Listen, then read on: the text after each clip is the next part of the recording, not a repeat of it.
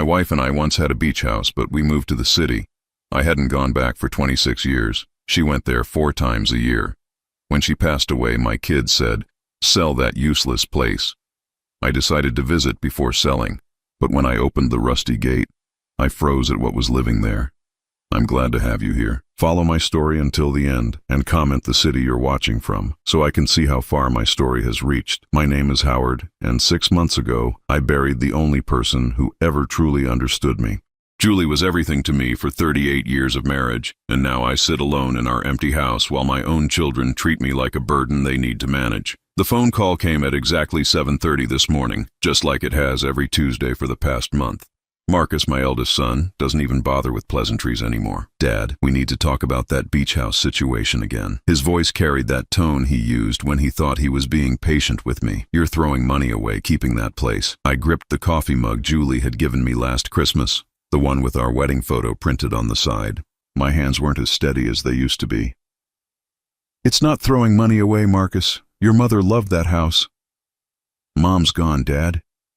The words hit like a slap. "Diana and I have been talking, and we think it's time you started making practical decisions about your finances." Diana. My daughter had been just as relentless as her brother, calling me every few days with the same lecture about fiscal responsibility and planning for the future, as if I were some senile old man who couldn't balance a checkbook. "The property taxes alone are costing you $4,800 a year," Marcus continued. "Plus maintenance, insurance, utilities. You're looking at almost $15,000 annually for a house you never visit." Never visit. That was the part that stung the most because it was true. Julie had gone to that beach house 4 times every year without fail. Spring, summer, fall, and once in winter for what she called her contemplation season. She always invited me, but I always had some excuse. Work commitments, even after I retired, golf tournaments, routine doctor appointments that could have been rescheduled. Now I wondered why I had been so reluctant to join her. Maybe because the house represented something I didn't understand about my wife, something private that she kept separate from our daily life together. "Your mother put a lot of love into that place," I said, watching a cardinal land on the bird feeder Julie had installed outside our kitchen window. "Dad, listen to yourself." Marcus's voice grew sharper. "Love doesn't pay bills. You're on a fixed income now. Social Security and your pension aren't going to stretch forever, especially with healthcare costs rising." This was always his angle, the practical financial argument. Marcus worked in real estate development, so he saw everything in terms of market value and profit margins. He'd inherited Julie's sharp mind for numbers, but none of her warmth. "Have you even been inside that house since Mom died?" Diana's voice came through the speaker. She must have been listening on the extension from her home across town. "Because I went by there last month, and Dad, it's falling apart. The paint is peeling, there's rust on the gate, and the whole place looks abandoned." My chest tightened. Julie had always kept that house immaculate. She was proud of every detail, from the garden she'd planted along the front walkway to the rocking chairs she'd positioned perfectly on the wraparound porch. If it was deteriorating now, it meant she really was gone. "Maybe I should go take a look," I said quietly. "Why?" Marcus jumped in immediately. "Dad, you're 74 years old. You have no business driving 3 hours each way to look at a property you're going to sell anyway. Just list it with a realtor and be done with it." 74. He said it like I was ancient, like I should be grateful they were even letting me make decisions about my own property. Julie would have been furious if she'd heard the way they spoke to me. "The market's good right now," Diana added. "Properties in that area are selling for $250,000 to $300,000. That's a significant amount of money, Dad. Money you could use for assisted living when the time comes." Assisted living. They'd been dropping hints about that for months too, ever since Julie passed, as if losing my wife automatically made me incompetent to live independently. "I'm not ready for assisted living," I said firmly. "Of course not," Marcus replied in that condescending tone again, "but it's good to plan ahead, and selling the beach house would give you options." Options. They made it sound like they were doing me a favor, when what they really wanted was to secure their inheritance. I'd seen the way Marcus looked at Julie's jewelry collection when we were going through her things, the way Diana had quickly claimed Julie's good china for safekeeping. I need time to think about this, I said. Dad, you've had 6 months to think about it. Diana's voice carried a hint of the impatience she usually reserved for her teenage daughters. How much more time do you need? 6 months. Had it really been that long since Julie drew her last breath in the hospital room, her hand growing cold in mine while machines beeped their final warnings? It felt like yesterday and a lifetime ago all at once. The longer you wait, the more money you're wasting, Marcus said. And frankly, Dad, we're worried about your judgment lately. Yesterday you told me you couldn't remember if you'd paid the electric bill, but you're holding on to a property that's costing you over $1,000 a month. That hit differently because there was truth in it. My mind had been foggy since Julie died. Some days I forgot to eat lunch. Other days I found myself standing in the kitchen, unable to remember what I'd come in there to do. The grief felt like a thick blanket that muffled everything around me. Maybe Marcus is right, Diana said, her voice softer now. Maybe it would be better to simplify things. Get rid of unnecessary expenses so you can focus on taking care of yourself. Taking care of myself. Such a clinical way to describe the process of learning how to live without the person who had been my partner in everything for nearly 4 decades. I'll think about it, I repeated, but even as I said the words, I knew they wouldn't be satisfied with that answer much longer. After I hung up, I sat in the silence of our kitchen, surrounded by Julie's things. Her reading glasses still sat on the counter next to yesterday's newspaper. Her coffee mug was still in the dish drainer where I'd left it after washing it the morning she went into the hospital for the last time. Maybe they were right. Maybe holding on to the beach house was just prolonging the inevitable. Maybe it was time to let go of the last piece of Julie's world that I'd never really understood. 3 weeks passed before I finally broke down and called Marcus back. The pressure had been relentless. Daily phone calls, surprise visits where Diana would walk through the house pointing out things that needed repair, and worst of all, the subtle suggestions that maybe I wasn't capable of managing my own affairs anymore. I'll do it, I said when Marcus answered his phone. I'll sell the beach house. The relief in his voice was immediate and unmistakable. That's great, Dad. Really, you're making the smart choice here. I can recommend a realtor who specializes in coastal properties. She's very efficient. That seemed to be the only quality that mattered to my children anymore. Not sentimental value, not memories, not the fact that their mother had considered that house her sanctuary. Before we list it, I want to go down there one more time, I said, to collect any personal items that might still be there. There was a pause. Dad, is that really necessary? I mean, what could be there that's worth a 6-hour round trip? Your mother spent a lot of time there, Marcus.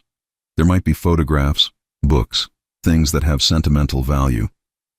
Another pause, longer this time. Okay, but don't go alone. Why don't Diana and I come with you? We can help you sort through everything. The last thing I wanted was my children pawing through Julie's private things, making snap decisions about what was worth keeping and what should be thrown away. They'd already done enough of that when we cleared out her closet. I need to do this myself, I said firmly. Dad, you're talking about a 3-hour drive each way. What if something happens? What if your car breaks down or you have a medical emergency? Medical emergency. They'd been using that phrase a lot lately, as if I were a ticking time bomb ready to collapse at any moment. Yes, I was 74, and yes, I took medication for high blood pressure and cholesterol, but I wasn't an invalid. I'll be fine, Marcus. I've been driving longer than you've been alive. That's exactly what worries me, Diana chimed in. She must have been listening on the extension again. Your reflexes aren't what they used to be, Dad, and you've been so distracted lately.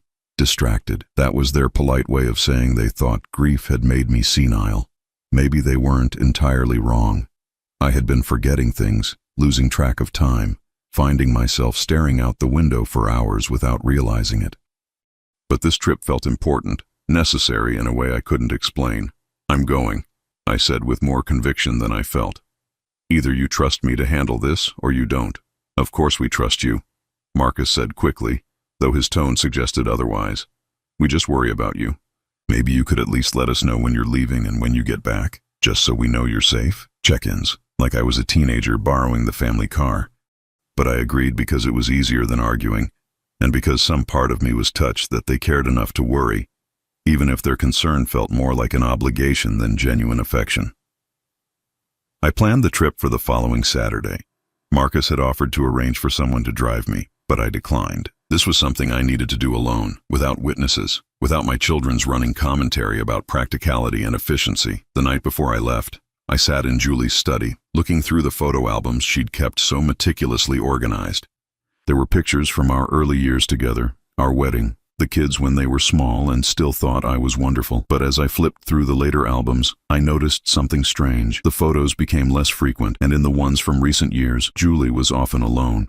There she was at the beach house, sitting on the porch with a book in her lap. Another shot of her in what looked like a garden, though I didn't remember her ever mentioning gardening at the beach house. In several photos she was smiling, but it was a different smile than the one she wore in our family pictures. This smile looked peaceful, content in a way that made me realize how rarely I'd seen that expression on her face in recent years. When had she stopped looking at me that way? When had we stopped taking pictures together? I closed the albums and went to bed, but sleep didn't come easily. I kept thinking about those photos, about the woman who had shared my bed for 38 years, but had kept an entire piece of her life separate from me. Why hadn't she ever really pushed me to come with her to the beach house? Had she wanted me there, or had she preferred the solitude? The next morning, I loaded the car with supplies Julie would have insisted on. Water bottles, snacks, a first aid kit, and a cell phone charger. She'd always been the practical one, the planner who thought 3 steps ahead while I lived in the moment. The drive took longer than I expected. My hands cramped on the steering wheel, and I had to stop twice to stretch my legs and use the restroom. By the time I reached the coastal highway, the sun was already past its peak, casting long shadows across the salt marshes that lined the road. I'd forgotten how beautiful this stretch of coastline was. Julie had tried to describe it to me over the years, but I'd never really listened. Now, seeing it for myself, I understood why she'd been drawn here. There was something timeless about the landscape, something that made the problems of daily life feel small and manageable. The turnoff to our street was marked by a weathered sign that read Palmetto Cove, Private Road. I'd helped write the check for that sign 15 years ago, but I'd never actually seen it installed. Julie had handled all the details of maintaining the beach house, from paying the property taxes to hiring contractors for repairs. As I drove down the narrow road toward our house, my chest grew tight with anticipation and dread. What would I find there? What secrets had Julie kept in this place that she'd visited 4 times a year without me? The house sat at the end of a dead-end street, partially hidden by mature palmetto trees and overgrown shrubs. I could see Diana had been right about the property looking neglected. The paint was indeed peeling, and the metal gate that led to the front walkway had developed a coat of rust. I parked in the gravel driveway and sat for a moment, engine off, listening to the sound of waves in the distance. Julie had always said the ocean called to her, and now I could hear what she meant. There was something hypnotic about the rhythm, something that seemed to slow down time itself. Taking a deep breath, I grabbed the house keys from my pocket and walked toward the front gate. My hand shook slightly as I reached for the latch. Whatever I found on the other side of this gate would change everything I thought I knew about my wife and my marriage. The rusty metal protested as I pulled it open, and that's when I froze, because what I saw in the front yard wasn't abandonment and neglect. What I saw made my breath catch in my throat. The yard was immaculate. Not just maintained, but lovingly cared for. Fresh flowers bloomed in neat rows along the walkway. The grass was recently mowed, and someone had even repaired the loose boards on the front porch steps. This wasn't the abandoned property Diana had described. Someone was living here. My first instinct was to get back in the car and call the police. We'd had squatters, people who had broken into our house and made themselves at home.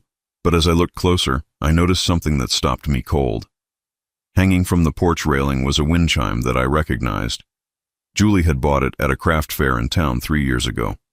I remembered because she'd been so excited about it, and I'd grumbled about the expense. Children's laughter drifted from behind the house, followed by the sound of a woman's voice speaking in Spanish. My Spanish was rusty, but I caught enough to understand she was telling someone to be careful near the water. I walked slowly up the front steps, my heart pounding so hard I could feel it in my ears. The front door was painted a cheerful yellow, Julie's favorite color, and there were potted plants arranged carefully on either side. Through the window I could see furniture that looked familiar, but also things that definitely hadn't been there the last time I'd visited this house 15 years ago. Before I could knock, the door opened. A small Hispanic woman, probably in her 50s, stood in the doorway holding a dish towel. Her dark hair was streaked with gray and pulled back in a neat bun, and she wore a simple blue dress with an apron tied around her waist. When she saw me, her face went pale. "Senor Howard," she said in accented English, her voice barely above a whisper. She knew my name. This woman who was clearly living in my house knew who I was. "I'm sorry," I managed to say. "I think there's been some kind of mistake. This is my property. My wife and I own this house." The woman's eyes filled with tears, and she pressed the dish towel to her mouth. "Senora Julie," she whispered. "She is. She died 6 months ago," I said gently, though my mind was racing. How did this woman know Julie? And why was she crying about my wife's death like she'd lost someone close to her? "Please," the woman said, stepping back and gesturing for me to come inside. "Please, I explain everything. My name is Maria Gonzalez." I hesitated for a moment, then stepped across the threshold into what had once been our beach house living room. The furniture was arranged differently than I remembered, and there were personal touches everywhere. Family photographs on the mantel, children's drawings stuck to the refrigerator with magnets, a basket of yarn and knitting needles beside one of the chairs. "You've been living here?" I said. It wasn't a question. Maria nodded, tears streaming down her cheeks. 15 years, she said. "Senora Julie, she saved my family." 15 years? I repeated, trying to process what she was telling me. "Julie knew you were living here for 15 years? She bring us here after Hurricane Isabel," Maria explained, sitting down heavily in one of the chairs. "We lose everything. Our house, our jobs, everything. We have nowhere to go, and Senora Julie, she find us at the shelter." Hurricane Isabel. I remembered that storm. It had hit the coast hard in 2008, causing massive flooding and property damage. Julie had been concerned about our beach house, and she'd driven down to check on it right after the hurricane passed. She'd come back saying the house was fine, just minor wind damage that she'd already arranged to have repaired. She'd never mentioned finding a homeless family. She'd never mentioned bringing anyone here to live. "She said we could stay until we get back on our feet," Maria continued. "But then my husband Roberto, he gets sick, cancer. And Senora Julie, she say we family now. She say this our home too." I sat down across from her, my legs suddenly feeling weak. "Your husband had cancer?" 5 years he fight," Maria said, fresh tears flowing. "Senora Julie, she help us with medical bills. She drive him to treatments when I have to work. She like, how you say, an angel." Julie, who had always been generous with charities but practical about money, had been secretly supporting a family for 15 years. She'd been paying their medical bills, giving them a place to live, treating them like family. "Where is your husband now?" I asked. "He passed 2 years ago," Maria said quietly. "Same sickness that takes Senora Julie, the same sickness." I felt like I'd been punched in the stomach. Julie had cancer? Maria's eyes widened and she covered her mouth with her hand. "You not know?" "Know what?" My voice came out sharper than I intended. "She fight cancer for 3 years," Maria whispered. "She come here for treatments at the hospital in Jacksonville. She say she not want to worry you, not want to be burden." The room started spinning. Julie had been fighting cancer for 3 years and I hadn't known.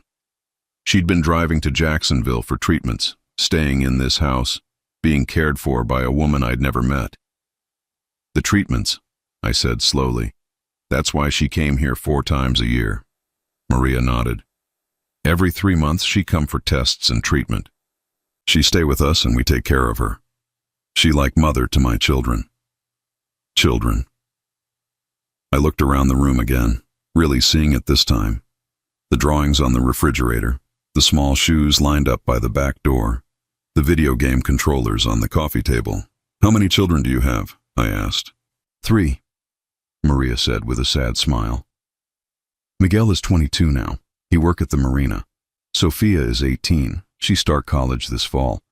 And little Carlos, he is 15. They've lived here their entire lives. Since Miguel was 7 and Sophia was 3, this is only home Carlos remember." I tried to imagine it. Julie coming here every 3 months, not for relaxation or solitude like I'd thought, but for cancer treatments. Staying with this family who had become her second family, being surrounded by children who loved her while she fought a disease she'd kept secret from her own husband. "Why didn't she tell me?" I asked, though I wasn't really expecting Maria to answer. but she did. She say you have enough worry. She say you good man, but you no understand why she need this place. She say this her secret garden, where she can be sick without making everyone sad. A secret garden. That's how Julie had seen this house, not as property or investment, but as a refuge where she could be vulnerable without burdening the people she loved. The money, I said suddenly. The maintenance costs, the utilities, feeding your family. Where did the money come from? Maria looked uncomfortable. She have job here. She work part-time at the art gallery in town. She say the money she make, it stay here. For the house, for us. Julie had a job. My wife, who I thought was simply taking relaxing vacations 4 times a year, had been working to support another family while battling cancer alone. Senor Howard, Maria said carefully, your children, they know about us. What do you mean? After Senora Julie pass away, they come here. They tell us we have to leave. They say you selling the house, and we have no right to be here. My chest tightened with a familiar anger. My children came here. See, the man, he very angry. He say we taking advantage, we stealing from family. The woman, she not so angry, but she say we have to go before you find out. Marcus and Diana knew. They knew about Maria and her family, and they'd tried to evict them secretly. They'd stood in my kitchen and lectured me about wasted money and impractical expenses, knowing full well that this house was home to a woman who had cared for their mother during the worst time of her life. What did you tell them? I asked. We say we wait to talk to you first. We respect Senora Julie too much to leave without you knowing the truth. The truth. My children had known the truth about Julie's secret life, about her cancer, about this family she'd helped, and they'd chosen to hide it from me. They'd been willing to throw a grieving family out of their home rather than let me discover what kind of woman my wife really was. The sound of footsteps on the porch interrupted my thoughts. The back door opened and a teenage boy walked in, sandy and sun-bronzed from a day at the beach. When he saw me sitting in the living room, he stopped short. Mama, he said to Maria, his voice uncertain. Carlos, come meet Senor Howard, Maria said gently. Senora Julie's husband. The boy's face lit up with recognition and something that looked like relief. Senor Howard, Senora Julie, she talk about you all the time. She say you good man, you just need time to understand. Understand what? I wanted to ask. But looking at this boy who had grown up in my house, who had been loved by my wife like a grandson, I was beginning to realize that the person who needed understanding wasn't Julie. It was me. Carlos sat down at the kitchen table where Maria had served me coffee and homemade empanadas. He moved with the easy familiarity of someone who belonged here, and I noticed he had Julie's same habit of drumming his fingers when he was thinking. Senora Julie always say you come here someday, he said, studying my face. She keep box of letters for you in her room. What letters? I asked. Maria and Carlos exchanged glances. She write to you sometimes, Maria explained, when she feeling sad or scared. But she never send them. She say maybe someday she be brave enough, but that day never come. My throat felt tight. Julie had been writing letters to me that she never sent, pouring out feelings she couldn't share in person. Can I see them? Maria hesitated. Are you sure, Senor Howard? Some things, maybe they hurt to read. I thought about that for a moment. In the past hour, I'd learned that my wife had battled cancer for 3 years without telling me, that she'd been secretly supporting a family for 15 years, and that my own children had known about all of this and tried to cover it up. How much more could these letters hurt? I need to see them, I said. Maria nodded and stood up. Carlos, take Senor Howard to Senora Julie's room. I get the box. Carlos led me down a hallway I barely remembered to a bedroom at the back of the house. When he opened the door, I stepped into what was clearly Julie's private sanctuary. The walls were painted a soft lavender, and the windows faced the ocean. There was a desk positioned to catch the morning light, and bookshelves lined with novels I'd never seen her read at home. She spent a lot of time here, Carlos said quietly, especially when she not feeling good from the medicine. On the nightstand beside the bed was a framed photograph that made my chest ache. It was a picture of the 2 of us from our honeymoon, young and hopeful and completely in love. Next to it was a more recent photo of Carlos, Sofia, and Miguel building a sandcastle on the beach. Maria appeared in the doorway holding a wooden box that I recognized. I'd made it for Julie in our woodworking class 30 years ago. She'd claimed to love it, but I'd never known what she kept inside. Take your time, Maria said, setting the box on the desk. We give you privacy. They left me alone with 30 years of my wife's secret thoughts. I sat down at her desk and opened the box with trembling hands. Inside were dozens of letters, organized by date, going back almost 20 years. The earliest ones were written on our regular household stationery.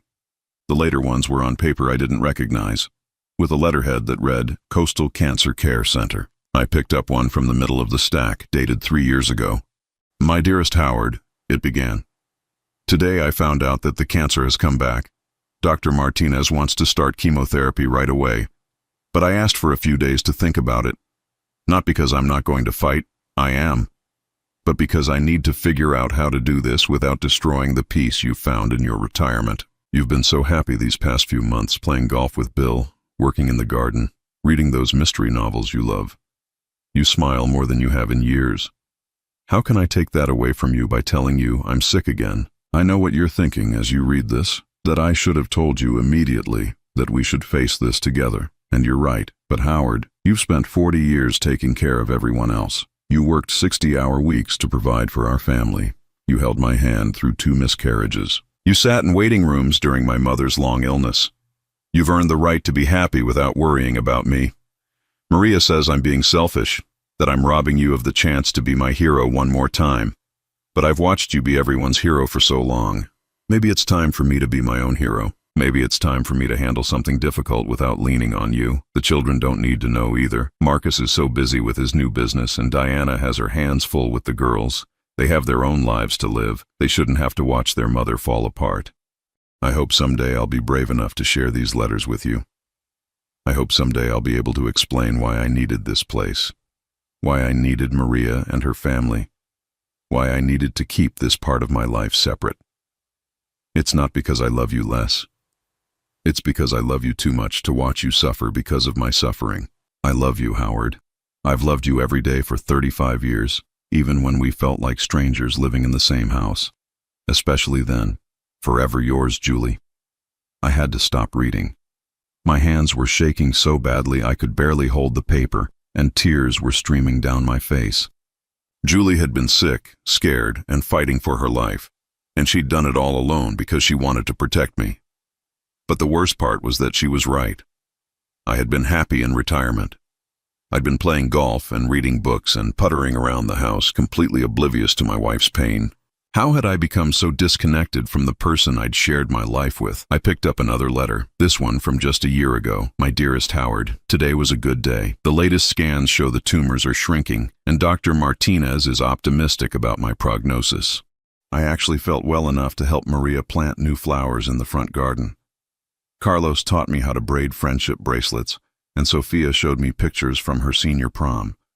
These people have become my family in a way I never expected. When I'm here, I'm not just Julie the wife or Julie the mother. I'm just Julie, a woman who loves flowers and teenage gossip and the sound of children laughing. I'd forgotten who that person was. I think about bringing you here sometimes. I imagine showing you the garden, introducing you to Miguel's girlfriend, watching you teach Carlos how to fish from the pier. But then I remember how uncomfortable you get around people you don't know, how you always feel like an outsider in other people's homes. This is my space, Howard. For the first time in my adult life, I have a space that belongs completely to me. Does that make me selfish? Does that make me a bad wife? I don't think you'd understand. You've always been so self-contained, so sure of who you are and what you want. You don't need other people the way I do. You don't need the messiness of extended family and complicated relationships. But I do. I need Carlos asking me to help with his homework. I need Sophia calling me abuela and asking for advice about boys. I need Maria's quiet strength and Roberto's terrible jokes. I need to feel needed in a way that has nothing to do with managing a household or coordinating family schedules. Is it wrong that I'm happier here than I am at home? Is it wrong that when I think about dying, what makes me saddest isn't leaving you, because I know you'll be fine, but leaving them? I love you, Howard, but I love them too, and I don't know how to make those two loves fit together in one life. Forever yours, Julie. I set the letter down and stared out the window at the ocean Julie had loved so much. She'd been right about me in some ways. I was uncomfortable around people I didn't know, and I did prefer the predictability of my own routines. But she'd been wrong about the most important thing. I wouldn't have been fine without her. I wasn't fine without her. There was a soft knock on the door, and Maria peered in. "You okay, Senor Howard?" I wiped my eyes and nodded, though I felt anything but okay. "Maria, can I ask you something?" "Of course." "Was she happy here? Really happy?" Maria's face softened. She was herself here. Sometimes sad, sometimes scared, but always herself. At home, she says she feel like she playing role. Here, she could just be Julie. Just be Julie. My wife had felt like she was playing a role in her own home, in her own marriage. What did that say about the life we'd built together? "There's something else," Maria said carefully. "In the bottom of the box. She write it just before she get too sick to come here anymore." I reached into the box and found an envelope marked, "For Howard, to be opened only if something happens to me." My hands trembled as I opened it, already knowing this would be the hardest letter to read, but I had to know. After 38 years of marriage, I finally had to know what my wife really thought about our life together. The final letter was different from the others. The handwriting was shakier, and there were water stains on the paper that could only have been tears. "My beloved Howard, if you're reading this, then I'm gone, and you finally found this place that meant so much to me. I hope Maria and her family were able to explain why I kept this secret from you. I hope you can understand, even if you can't forgive me. I need to tell you something that will hurt you, and I'm sorry for that. But you deserve to know the truth about our children, especially now that I won't be there to run interference anymore. Marcus and Diana know about Maria and her family. They've known for 2 years. They found out when Marcus was going through our bank statements after I gave him power of attorney for the beach house account. He saw the payments I was making for utilities and property taxes, and he hired a private investigator to find out what was happening here. When they discovered Maria's family living here, they didn't come to you or to me. They came here and threatened Maria. They told her she was trespassing, that they would have her arrested and her children deported if she didn't leave immediately. They told her they would claim she had been stealing from us. Maria called me, terrified and sobbing. I drove down that same day and confronted our children. Howard, I've never seen them so cold, so calculating. They weren't concerned about us being taken advantage of. They were concerned about their inheritance. Marcus told me that supporting Maria's family was fiscally irresponsible and that I was compromising their financial future. Diana said that I was being manipulated by people who didn't deserve our charity. When I tried to explain what this family meant to me, how they had cared for me during my illness, Marcus actually laughed. He said, "Mom, you're sick. You're not thinking clearly. These people are using your condition to take advantage of you." Using my condition, as if my cancer had made me stupid instead of just tired. I told them about my treatments, about how Maria had driven me to chemotherapy when I was too weak to drive myself, about how Roberto had built me a special chair for the porch so I could sit comfortably during my recovery periods. I told them how Carlos would read to me when the medications made me too nauseous to focus, and how Sophia would braid my hair when it started growing back. Do you know what Diana said? She said, "We could have done all of that for you, Mom. You should have told us you were sick instead of confiding in strangers." But here's the thing, Howard. They couldn't have done those things for me. Not because they weren't capable, but because they would have turned my cancer into their tragedy. They would have made my illness about their inconvenience, their schedule disruptions, their emotional burden. Maria never once complained about driving me to treatments, even when it meant missing work. She never made me feel guilty for being sick. She never treated me like I was fragile or pathetic. She just loved me and took care of me the way families should. Our children made me choose, Howard. They said either I cut ties with Maria's family and sell the beach house, or they would take legal action to have me declared mentally incompetent due to my illness. They said they would claim I was being exploited by con artists and that I needed to be protected from my own poor judgment. I chose Maria's family. I chose the people who had never asked me for anything but had given me everything I needed during the worst time of my life. Marcus was furious. He said I was destroying our family legacy for people who weren't even American citizens. Diana cried and said I was choosing strangers over my own children. But Howard, they weren't strangers anymore. They were family in a way that Marcus and Diana had stopped being years ago. When did our children become so cruel?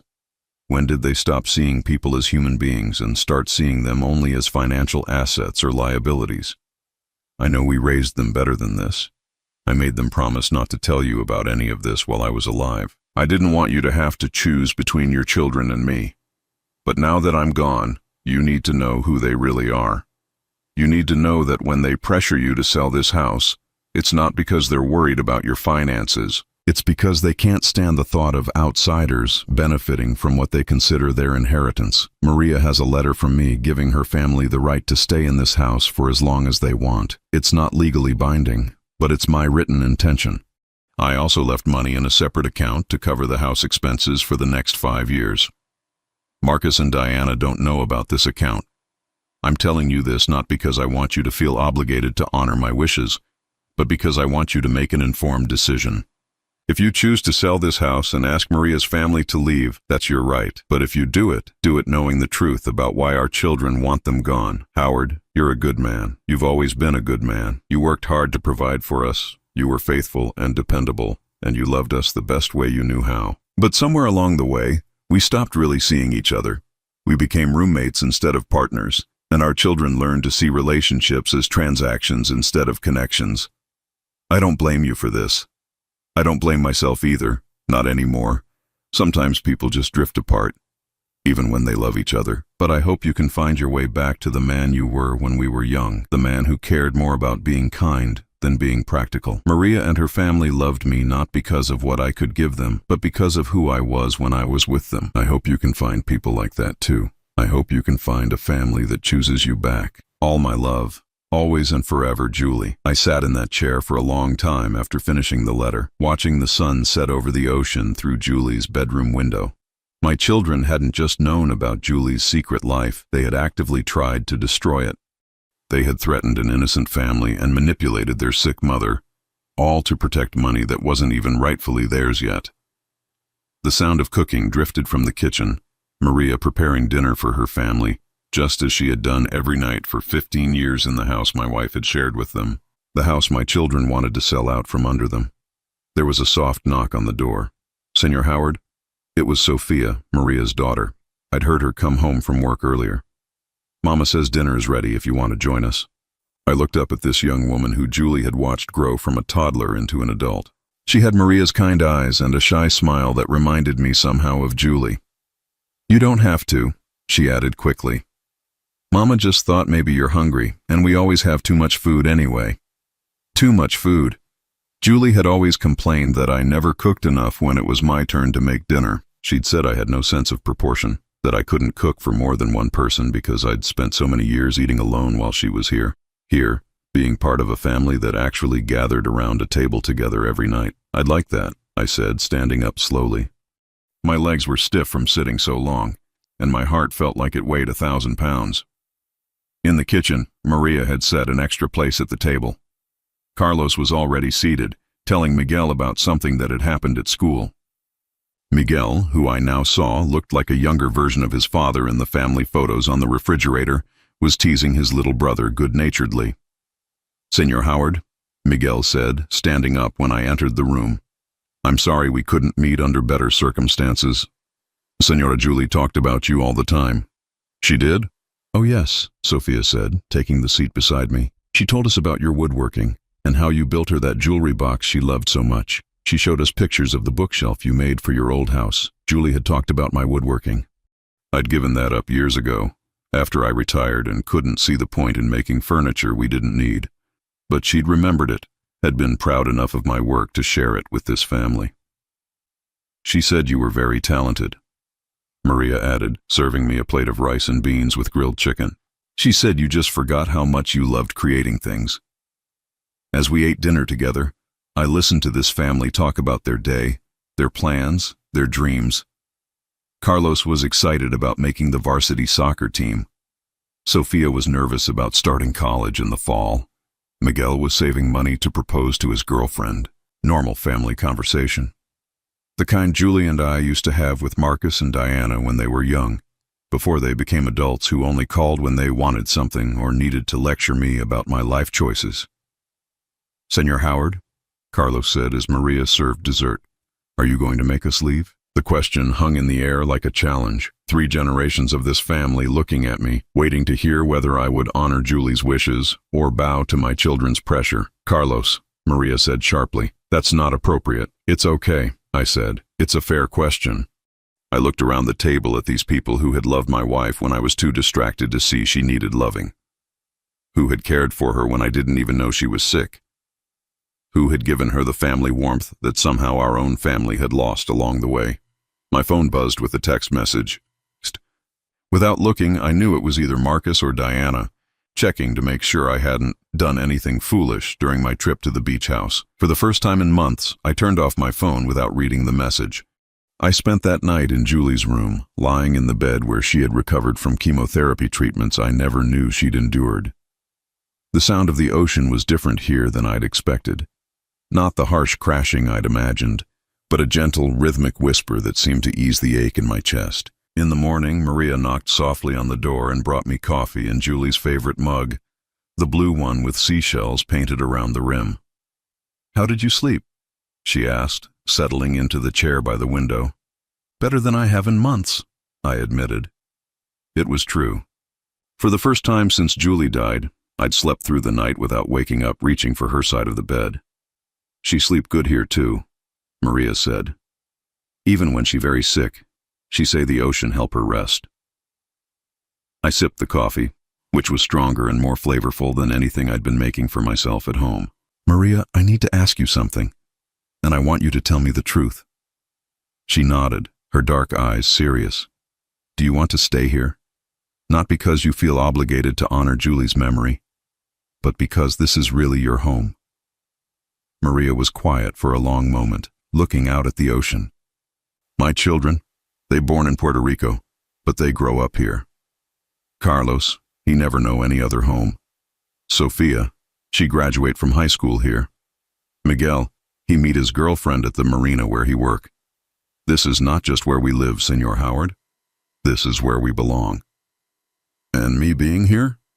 Does that feel strange to you?" "No," she said immediately. "Feel right. Senora Julie always say this house too big for one person. She say it need family to make it alive. Family. I'd been thinking about that word a lot since reading Julie's letters. Blood didn't automatically make you family, and living in the same house didn't guarantee connection. Family was what you built with love and daily kindness and showing up for each other when it mattered." My phone had been buzzing with increasingly frantic messages since yesterday evening. I finally turned it on to find 17 missed calls and 23 text messages.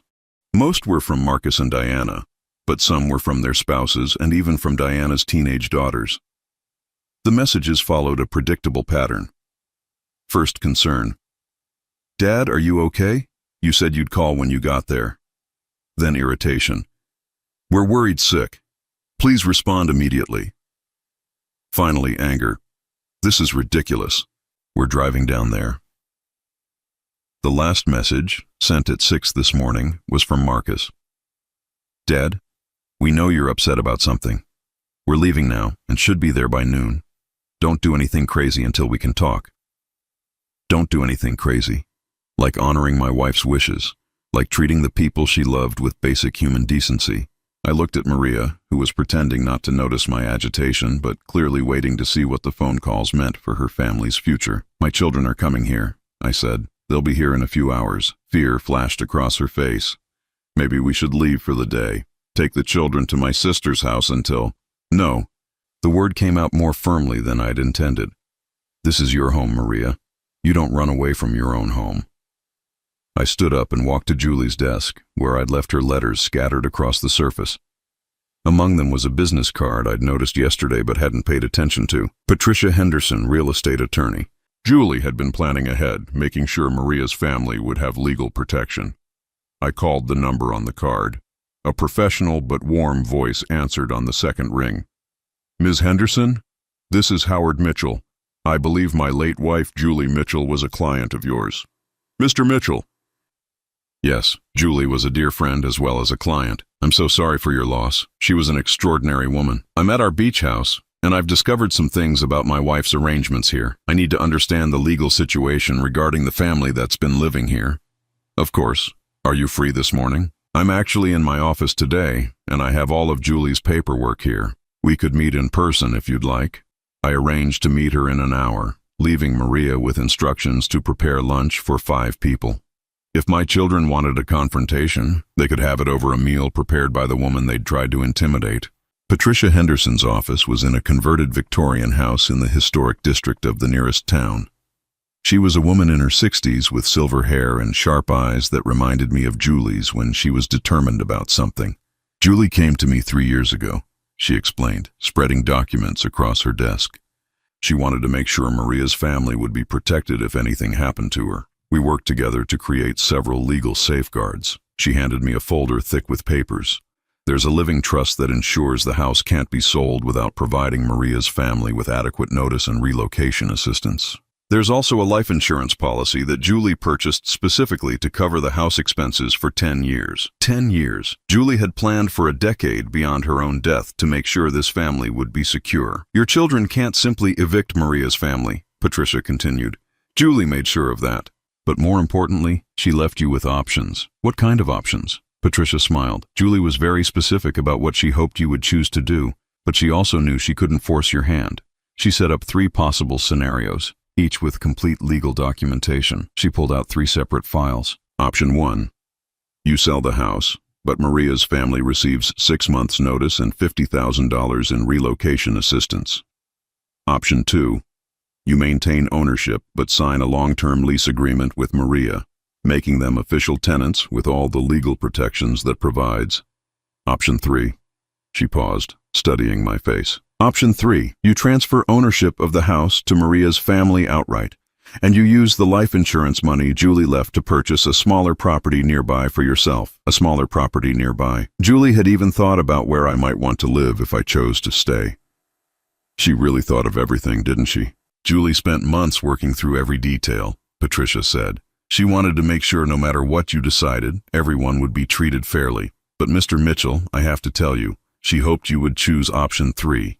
Why? Patricia leaned back in her chair. Because she said you'd been lost since you retired. She said you needed a purpose. A family that actually needed you, not just your money. She thought Maria and her children could give you that.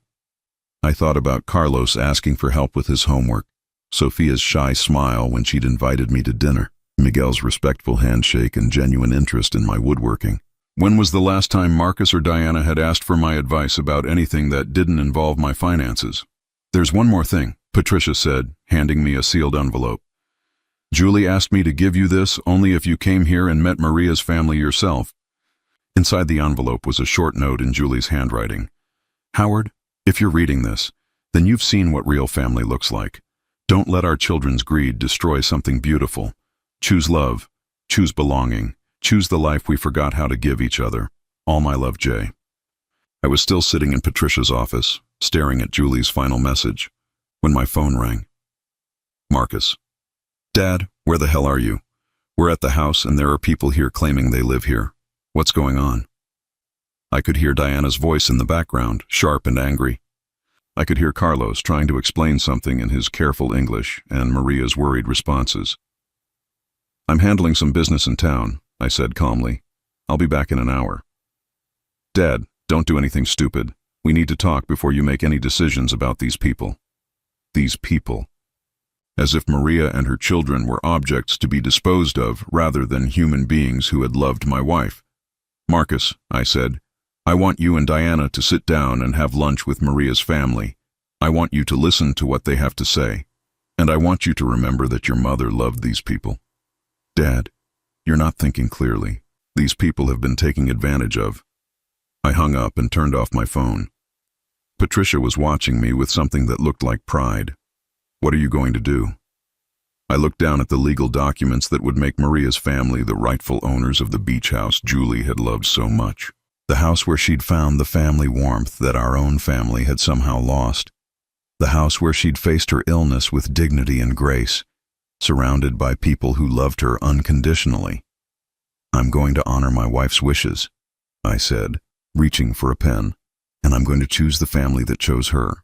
As I signed the papers that would transfer ownership of the house to Maria, I felt something I hadn't experienced in months. Not grief, not anger, not the hollow emptiness that had consumed me since Julie died. I felt peace. For the first time since my wife's death, I felt like I was exactly where I belonged. When I drove back to the house an hour later, Marcus and Diana's cars were still in the driveway. But the atmosphere had changed.